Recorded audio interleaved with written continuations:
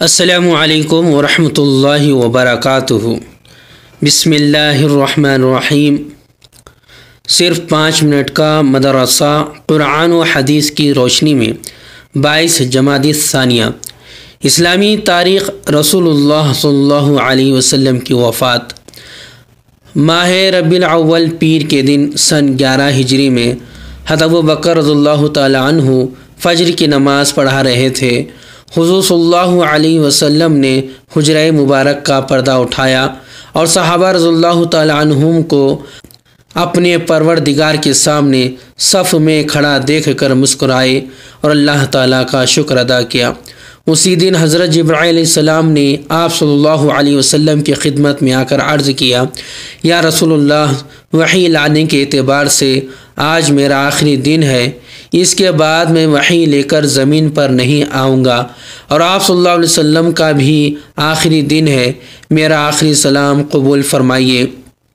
چنانچہ آپ صلی اللہ علیہ وسلم نے فرمایا، مجھ کو زندگی اور موت دونوں پیش کی گئی تو میں نے موت کو پسند کیا۔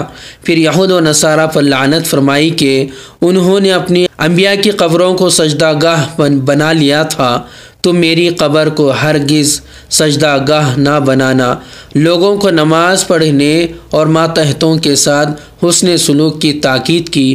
پھر جوں جوں وقت گزرتا گیا، آپ صلی اللہ علیہ وسلم کا مرض بڑھتا گیا۔ آپ صلی اللہ علیہ وسلم بار بار آسمان کی طرف نظر اٹھا کر فرماتے، اللہم اغفر لی وارحمنی والحقنی بالرفیق الاعلی، اے اللہ میری مغفرت فرما، مجھ پر رحم فرما اور مجھے رفیق اعلیٰ سے ملاقات کا شرف عطا فرما۔ اس طرح 12 ربیع الاول سن 11 ہجری پیر کے دن آپ صلی اللہ علیہ وسلم اللہم رفیق الاعلی کہتے ہوئے اپنے خالق حقیقی سے جا ملے۔ انا للہ و انا الیہ راجعون۔ حضور صلی اللہ علیہ وسلم کا معجزہ گھی میں برکت۔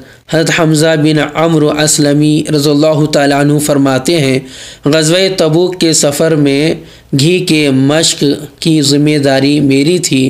دوران سفر میں نے اس میں سے تھوڑا سا گھی نکالا اور حضور صلی اللہ علیہ وسلم کے لیے کھانا تیار کیا، اور مشق میں دیکھا تو گھی بہت ہی کم بچا تھا۔ میں نے وہ مشق دھوپ میں رکھ دی اور میں سو گیا۔ اچانک میں نے گھی کے بہنے کی آواز سنی تو میری آنکھ کھل گئی، دیکھا تو گھی بہہ رہا تھا۔ میں جلدی سے کھڑا ہوا اور مشق کا منہ بند کر لیا۔ حضور صلی اللہ علیہ وسلم نے مجھے دیکھ کر فرمایا، اگر اس کو چھوڑ دیتے تو پوری وادی گھی سے بہنے لگتی۔ سبحان اللہ۔ ایک فرض کے بارے میں تکبیر اولیٰ کے ساتھ نماز پڑھنا۔ رسول اللہ صلی اللہ علیہ وسلم نے فرمایا، جو شخص 40 دن اخلاص سے تکبیر اولیٰ کے ساتھ باجماعت نماز پڑھتا ہے تو اس کو 2 پروانے ملتے ہیں، ایک جہنم سے بری ہونے کا، دوسرا نفاق سے بری ہونے کا۔ ایک سنت کے بارے میں فرض نمازوں کے بعد کی دعا۔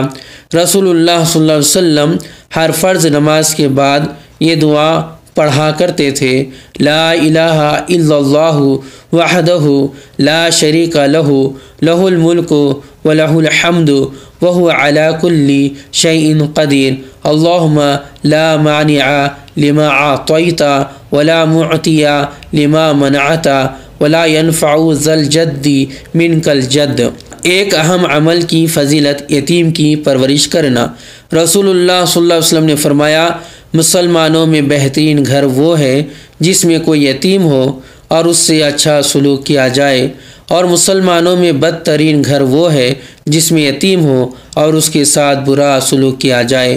ایک گناہ کے بارے میں سود خور سے جنگ کا اعلان۔ قرآن میں اللہ تعالیٰ فرماتا ہے، اگر تم سود لینے سے باز نہیں آئے تو اللہ اور اس کے رسول کی طرف سے جنگ کا اعلان سن لو۔ دنیا کے بارے میں اللہ ہی روزی تقسیم کرتے ہیں۔